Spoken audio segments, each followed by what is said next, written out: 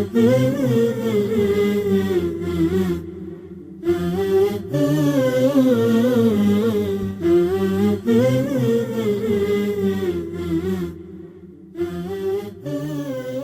الله الرحمن الرحیم.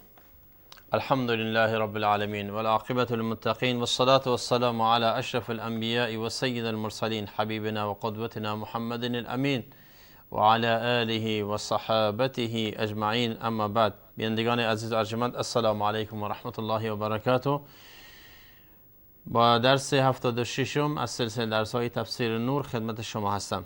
به حول قوه الهی این درس را در استمرار درس ما قبل که ناقص ماند در تفسیر آیات 165 تا 167 سوره مبارکه البقره خواهیم داشت. ابتدا تلاوت زیبایی از این آیات را بشنویم و سپس به شرح و تفسیر آن بپردازیم. به حول قوه الهی.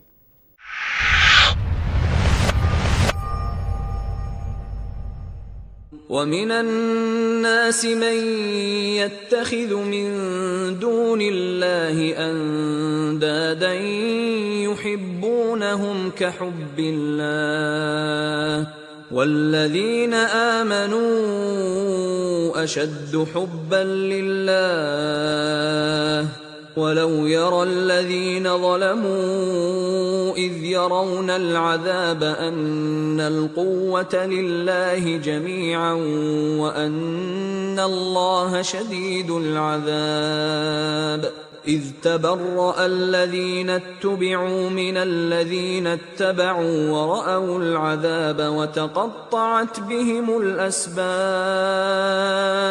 وقال الذين اتبعوا لو أن لنا كرة فنتبرأ منهم كما تبرأوا منا كذلك يريهم الله أعمالهم حسرات عليهم وما هم بخارجين من النار. بله بینندگان عزیز، همطور که در درس گذشتم اشاره کردم، این که خداوند عزوجل بعد از بیان راه شناخت ذات باری تعالی از طریق نقل و عقل در خلال دعایی که بود، به این مطلب اشاره کرد که واقعیت امر این است که در میان انسانها با این وضوح و آشکاری در میان برای هدایت و راهنمود شدن برای حق و حقیقت انسانهایی هستند که خدای را دوست می‌دارند اما غیر خدای را بیشتر دوست می‌دارند و لذا مرتکب شرک میشن. و من الناس من یتخذ من دون الله اندادا یحبونهم كحب الله والذین آمنوا اشد حبا لله. این آیات مد نظر بود که به شرح و تفسیر آن پرداختیم و دانستیم که خداوند عزوجل اشاره فرمودین که از میان مردم کسانی هستند که غیر الله را همتا و شریک خداوند عزوجل در محبت دوستی قرار میدن و لذا خیلی آسان نیست که راحت انسانی بتواند دست از شرک و خرافات بردارد. یعنی یک انسان، به عبارت دیگر یک انسان گناهکار که فسق و فجور انجام میدهد راحت‌تر میتونه توبه کنه از انسانی که مرتکب شرک و بدعت و خرافات میشود. دلیلش هم مشخصه، به دلیلی که اون اولی انسان گناهکار فاسق با وجدان پاکش، با عقل سلیمش میتواند بفهمد که مثلا فلان کار زشت، گناست، معصیت، خروج از دین و عرف و عادت انسانیته. به راحتی میتونه به این قناعت برسه هرچند که مرتکب میشود، ولذا وجدانش ناراحت است. خیلی از این گناهکاران فساق در ملأ عام این کار را انجام نمیدن و در روزهای روشن این کار را کارهای گناهشان را مرتکب نمیشن و حتی در شهر و آبادی خودشون اون کار را مرتکب نمیشن تا اینکه زشتی کارشون برای دیگران پنهان بماند، ولذا میرن به مسافرت، میرن به مکان دور، میرن در دل شب الی آخره، یا با انسانهای ناشنا کارشون را مرتکب میشن و مرتکب جریمه و گناهان میشن، تا اینکه به هر حال میدونن، چون وجدانشون عقلشون ناراحت هست، میدونن که این کار گناه است و اینها روز قیامت مطمئن باشن که در رحمت الهی بیشتر براشون باز هست و ممکن است مورد لطف و رحمت خداوند قرار بگیرن. همچنان که عقیده اهل سنت و جماعت بنابر دو آیه که در قرآن کریم وجود دارد که می‌فرماید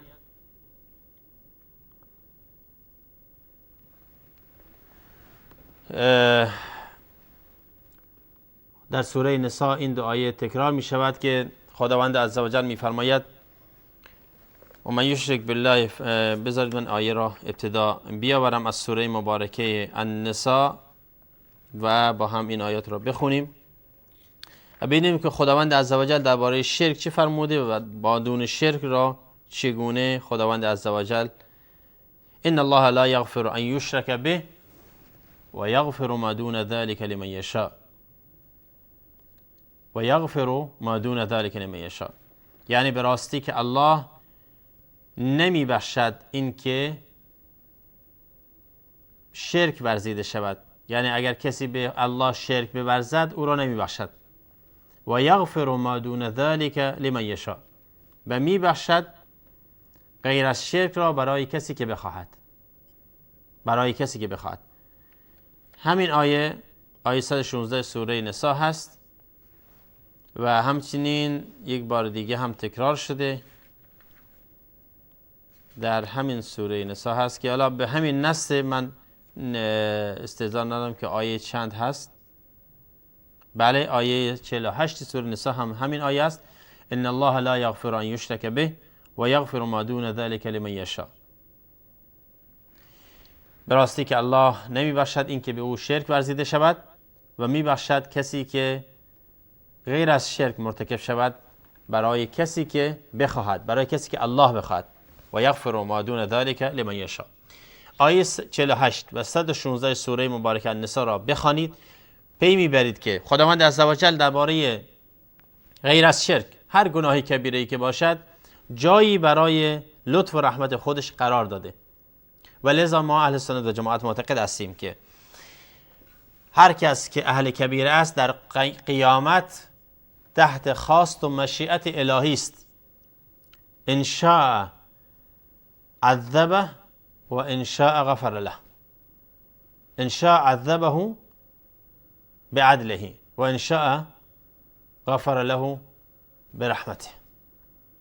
اگر خداوند بخواهد کسی را با لطف و رحمتش باید برخورد بکنه او را میبخشد و اگر بخواهد با عدل و انصافش برخورد بکنه او را عذاب میدهد و این تحت خواست و مشیت الهی است. خب اگر چنین هست که چنین هم هست، پس مطمئن باشید بینندگان عزیز که آن که گناه میکند و معصیت میکند نزد خداوند محبوبتر از اون انسانی است که کفر و شرک و خرافات و بدعت انجام میدهد. چون آن دومی اهل کفر و شرک و بدعت و خرافات، اینها به نیت ثواب، با قصد، با نیت، با محبتی کاری را داره انجام میدهد و لذا آنقدر پایبند است و آنقدر مقید است به این عادت و رسومش، چون دینش است و نمیخواد از اون کنده بشه، که نمیتواند از اون دست بردارد. عقلش را به کار نمیگیرد، وجدانش هم تحت سیطره محبتش هست و محبتش هم مسخر کرده برای اون چیزی که به عنوان دین قبولش داشته. ولذا محبت اگر برای الله نباشد به انحراف کشیده میشه صاحبش. ولذا یک محبت داریم ما در دین، محبت مع الحب و مع الله میشود شرک و الحب فی الله و لله میشود توحید. دقت کنید، اگر حب و محبت با خدا باشد، با الله همراه باشه، نه برای الله، با الله باشد، جمع بشه، محبت چیز دیگر با الله میشه شرک. همونطور که خداوند عزوجل فرمود و من الناس من یتخذ من دون الله اندادا یحبونهم کحب الله. شما را به خدا ظاهر بسیاری از انسان‌های مسلمان نما را در دنیای اسلام ببینید، نذر می کند، خودش نمیخورد، به زن و فرزندش نمیدهد، به جامعه‌ای که در همسایگیش در فقر و بدبختی به سر میبرد نمیدهد، اما میبرد روی امامزاده میذاره. چرا؟ چون این گونه میپندارد که این نذر امامزاده هست، باید اونجا هزینه بشه تا یک گردن کلفتی اونجا نشسته بیاد از اون استفاده کند به نام دین، از آن بخورد و لذت ببرد و این انسان بدبخت هم احساس میکنه که داره دینش را نسبت به خدایش داره انجام میدهد، نذر کرده باید ادا کند. بچهش میخواد بره دانشگاه، نمیتواند شهریه دانشگاه را بپردازد. بچهش میخواد بره مکتب خانه قرآن یاد بگیرد، پرداخت نمیکنه، میگه ندارم. اما نذر کرده است که باید به فلان امامزاده بره، تحت هر شرایطی قرضم میکند، بار سفر میبندد میرود. دیگه دوست عزیز، برادر محترم، انسان محترم، خودت رو چرا این دونه دچار گرفتاری بدبختی کرد؟ دین خدا آسان هست. خدا این رو از شما نخواسته. شما محمد مصطفی صلی الله علیه و سلم رو به عنوان پیامبر قبول دارید، این رو از به عنوان دین قرار نداده در دین خدا. ولذا محبت اگر با الله باشد میشود شرک، اما اگر برای الله و در ذات الله باشد میشود توحید. شما یک انسان رو دوست می‌دارید، برای خدا دوستش می‌دارید. اگر انسان صالح با تقوا و با ایمان هست، به خاطر ایمان و تقواش دوستش می‌دارید، بهش محبت می‌کنید، پیش سلامش میشی، میری بهش دیدن می‌کنی، ازش بازدید می‌کنی، به عیادتش، به زیارتش، خدمتش می‌کنی. اما برعکس اگر دیدی اون انسان تو را به چاله میندازه، تو را به کاواره میبرد، تو را به قمارخانه میبرد، تو را به مناطق فحشا و منکرات راهنمون میکنه، باش دشمنی میکنی. دیگه محبت اونجا معنا ندارد. چرا؟ چون اون انسان شما را، اون محبت شما را منجلاب میکشد، به بغض و خشم و کینه و نفرت الهی راهنمون میکند. لذا این محبت اسلامی نیست. با اون قطع رابطه میکنی، میگه انسان بچه خوب، آدم درست، من دیگه بعد از این با شما نیستم. و لذا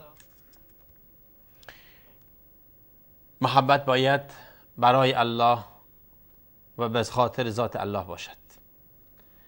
الحب فی الله و البغض فی الله، در حدیث شریف در صحیح بخاری داریم. کسی که به خاطر خدا دوست بدارد و به خاطر خدا دشمنی بورزد، من احب لله و ابغض لله و اعطى لله و منع لله فقد استکمل الایمان. عطاش و منعش هم همچنان مثل محبتش و بغضش و دشمنیش برای الله باشد، این انسان سیر تکامل را در ایمان طی کرده. با یک میان برنامه بس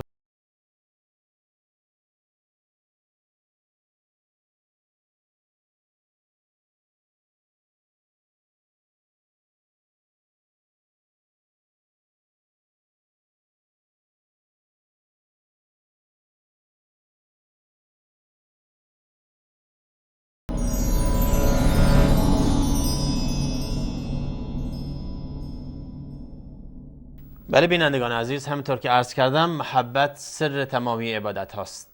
اگر محبت جای خودش را در قلب انسان محبت جای خودش را در قلب انسان مؤمن بگیرد، جای خودش رو داشته باشه، محبت الله هیچ چیز همتا و همپا نداره. بعد از اون محبت اولیا و محبت پیامبران، محبت فرشتگان، محبت اولیا و صالحین، هر کدوم در جای خودش، محبت پدر و مادر، محبت زن و فرزند و انسانهای خوب دیگر، محبت انسانها، عموم انسانها، و محبت مخلوقات هر کدوم در جایگاه خودش قرار بگیرد، انسان می تواند درست و سالم در این دنیا زندگی کند. ولذا قرآن کریم از حسرت و ندامتی صحبت می کند که اساسش بر محبت کاذب بوده و در آخرت هم قبل از اینکه این پیروان بدبخت اعلام براءت بکنند، آن کسانی که مورد اطاعت قرار گرفتند اعلام بیزاری میکنند، میگویند که ما که نگفتیم از ما پیروی کنید. آیا ما شما را دستور داریم به پیروی از ما؟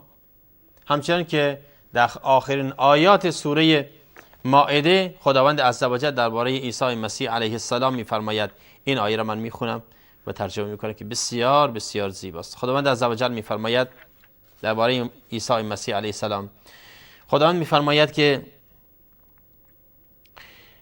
اعوذ بالله من الشیطان الرجیم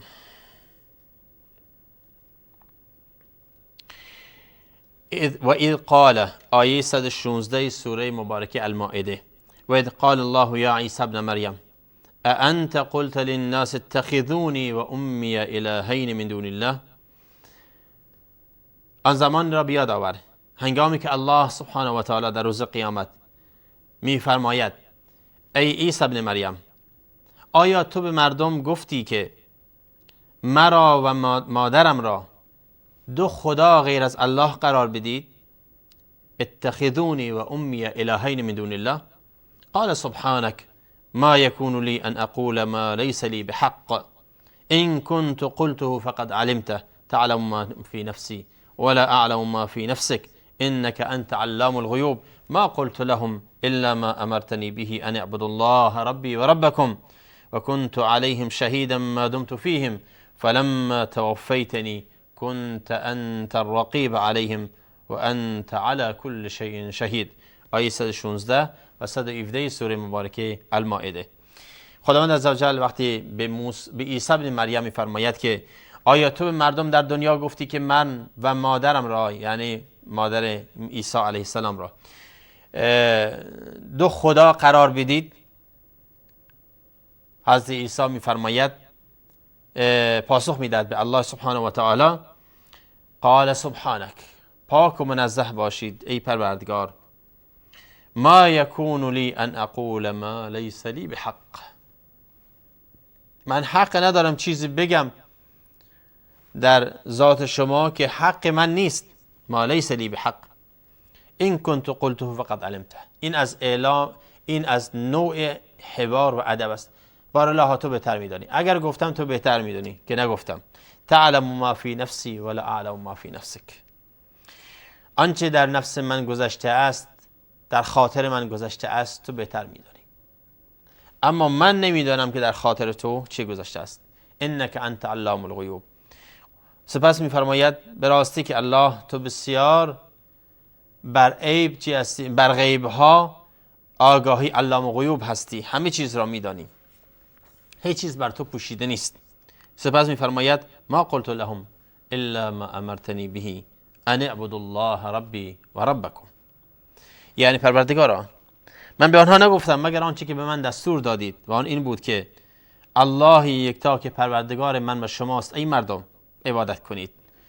و مادامی که در میان آنها بودم، شهید بودم، حاضر بودم در میان آنها، گواه بودم که اینها را به این دستور میدادم و سفارش میکردم. فلما توفیتنی کنت انت الرقیب علیهم، و زمانی که مرا گرفتی پس تو بر آنها رقیب بودی.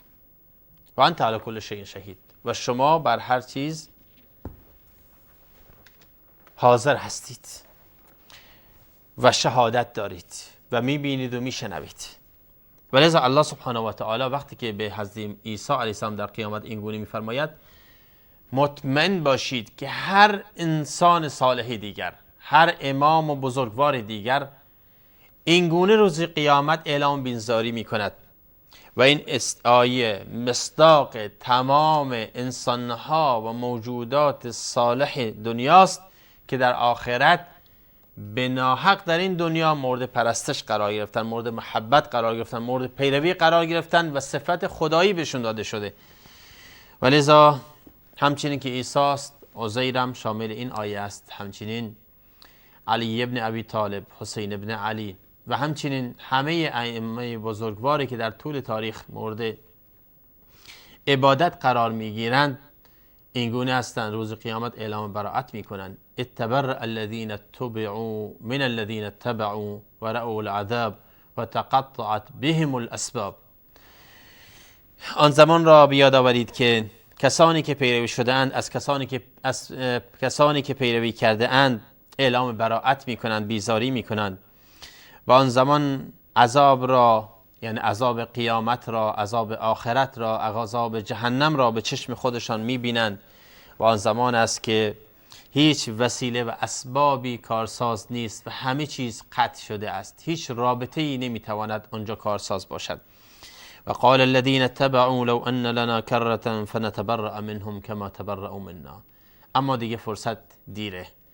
آن کسانی که در این دنیا پیروی کردند به ناحق از کسانی که حق اطاعت و عبادت برای اونها نبود تمنا میکنند که لو ان لنا کرتن، ای کاش ما هم بازگشتی داشتیم، ای کاش ما بازگشتی داشتیم به این دنیا، یه فرصتی به ما میدادن. کرتن یعنی مرتن، یعنی فرصتی برای ما مهیا میشد بر بازگشتمون در این دنیا تا اینکه فنتبرأ منهم، از آنها اعلام بیزاری میکردیم، دیگه ما آنها را عبادت نمیکردیم.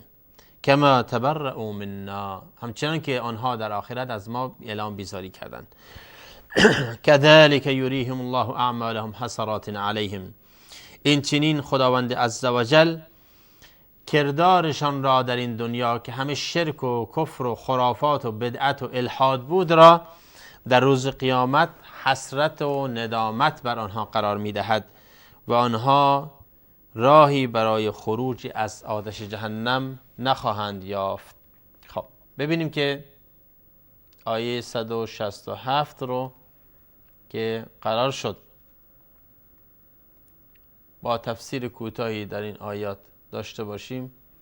نیا کنید در مفاهیم لغوی الله سبحانه و تعالی در این آیات یکی من یتخذ، و اینجا من اشتباه نوشتم، شاید من تتخذ نوشتم، من یتخذ من دون الله اندادا، این اشتباه البته که باید من یتخذ باشه. خب من یتخذ من دون الله یعنی کسانی که اتخاذ کردند، گرفتند، برگرفتند غیر الله را انداد. انداد جمع ند هست و ندم یعنی شریک و همتا و محبتم یک نوع عبادت است که اگر کسی برای محبت غیر الله را به محبت الله را به غیر الله داد می شود شرک. یحبونهم که حب الله، دوست می‌دارند همچنان دوستی مثل الله. والذین آمنوا اشد حبا لله، اما اهل ایمان در محبتشان نسبت به الله چی هستند؟ شدیدتر و قوی‌ترند. پس در اینجا یکی حب داریم که شرک است، حب من الشرک که حب مع الله باشد، و یکی حب من التوحید که حب لله و فی الله باشد. خب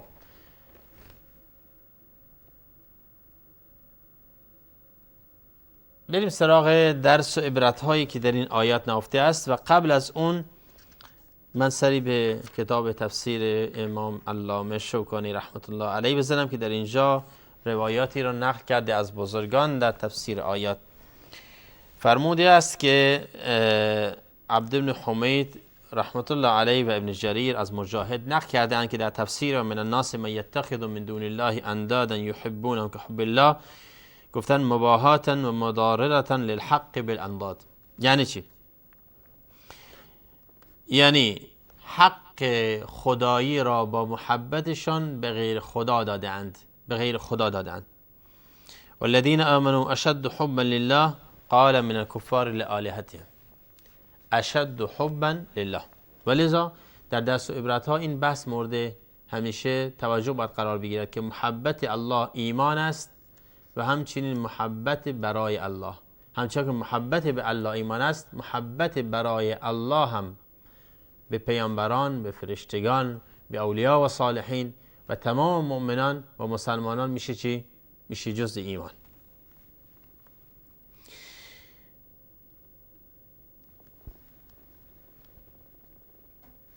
در روایت آمده است که اتبرع الذین تبعوا یعنی جبابره و قاده و رؤساء من الشرک، و همچنین می تواند غیر این هم باشد به دلیل آیات ما بعدش. محبت با الله یا به جای الله شرک است. محبت با الله یا به جای الله شرک است.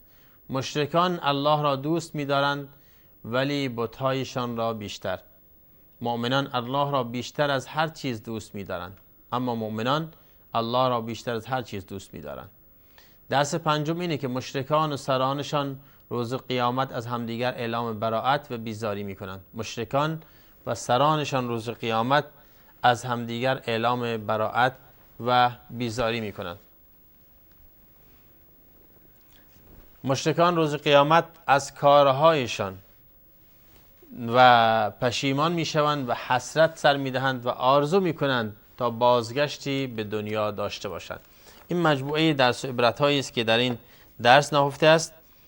ما سری هم در این فرصتی که باقی هست به تفسیر علامه ابن کثیر رحمت الله علیه میذاریم و در اونجا تفسیر اتبرع الذین تبعوا من الذین تبعوا را مختصر از نظر میگذرونیم و دقیقاً ابن کثیر رحمت الله علیه همون قضیه سبحانك انت ولینا من دونهم بل كانوا یعبدون الجن اکثرهم بهم مؤمنون آورده که کسانی که در این دنیا جن را میپرستیدند همچنین جنها از اونها اعلام براءت میکنند و الجن ایضا تتبرأ منهم، حتی کسانی که در این دنیا جن میپرستند در روز قیامت جنهای از اونها اعلام براءت میکنند.